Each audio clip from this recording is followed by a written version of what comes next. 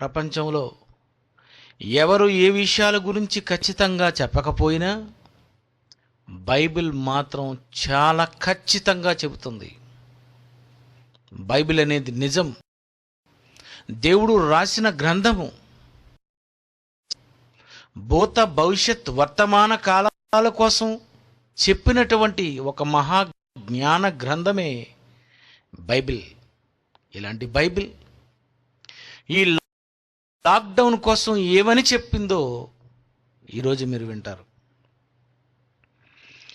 ఈ బైబిల్ అనేది నేను రాసుకున్న గ్రంథము కాదు, అలాగని ఇప్పుడు ముద్రించిన గ్రంథము కాదు.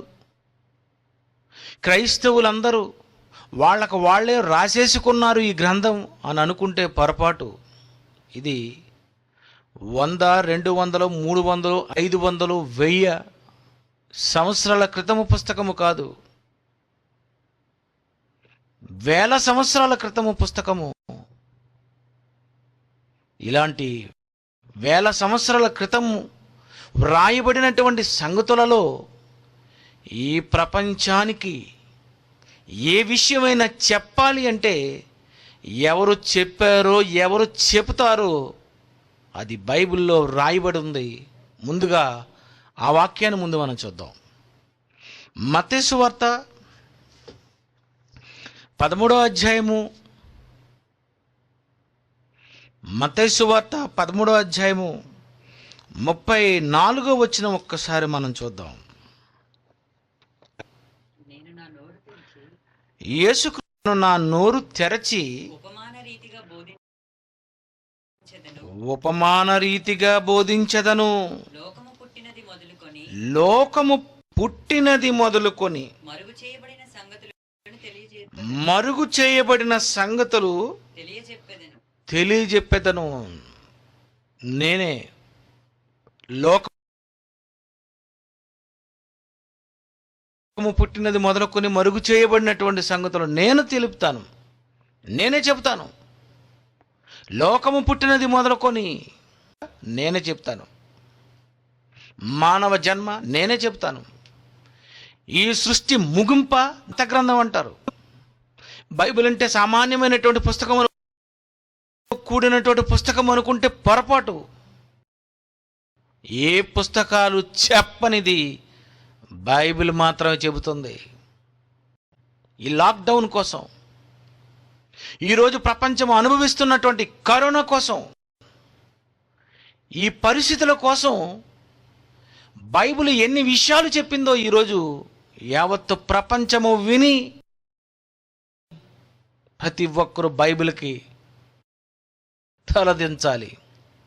ఈ వాక్యాలకు ప్రతి ఒక్కరూ నిజమని ఒప్పుకోవాలి. లాక్డౌన్ ఈరోజు ప్రపంచమంతా అనుభవిస్తున్నటువంటి లాక్డౌన్.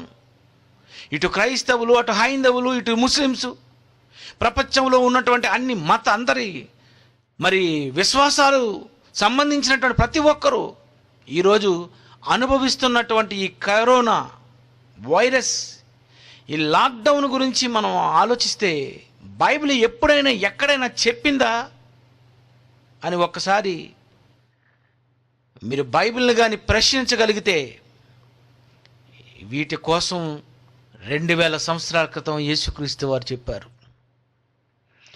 ఏమని చెప్పారో, ఎప్పుడు చెప్పారో, ఎప్పుడు ఈ బైబిల్లో రాయబడిందో, ఏ పుస్తకంలో రాయబడిందో ఒక్కసారి ఈ వాక్యాలు ఒక్కసారి చూడండి. మత్తయి సువార్త 24వ అధ్యాయము, మత్తయి సువార్త 24వ అధ్యాయము 17వ వచనం ఒక్కసారి చూద్దామండి. మత్తయి సువార్త 24:17-18. మిద్దె మీద ఉండువాడు తన ఇంటిలో నుండి ఏదైనా తీసుకొని పోవుటకు దిగకూడదు.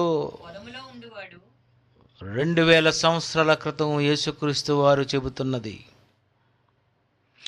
యేసుక్రీస్తు వారు దేని కొరకు చెబుతున్నారు తెలుసా ఈ మాట? మత్తయి సువార్త 24:3 చూడండి. మనకు కొండ మీద కూర్చుండి ఉన్నప్పుడు శిష్యులు ఆయన యొద్దకు ఏకాంతముగా వచ్చి, ఇవి ఎప్పుడు జరుగును? నీ రాకడకును ఈ యుగ సమాప్తికిని సూచనలేమిటి? మాతో చెప్పుమనగా. ఈ రాకడకు యుగ సమాప్తికి సూచన.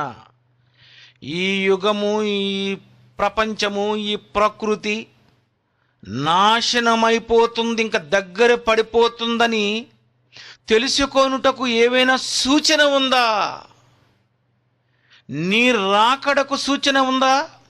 యుగ సమాప్తికి సూచనలేంటి? 2000 సంవత్సరాల క్రితం మాట్లాడుతున్న మాటలు ఇవి. యుగ సమాప్తికి సూచన ఏంటి? ఈ యుగం, ఈ ప్రపంచము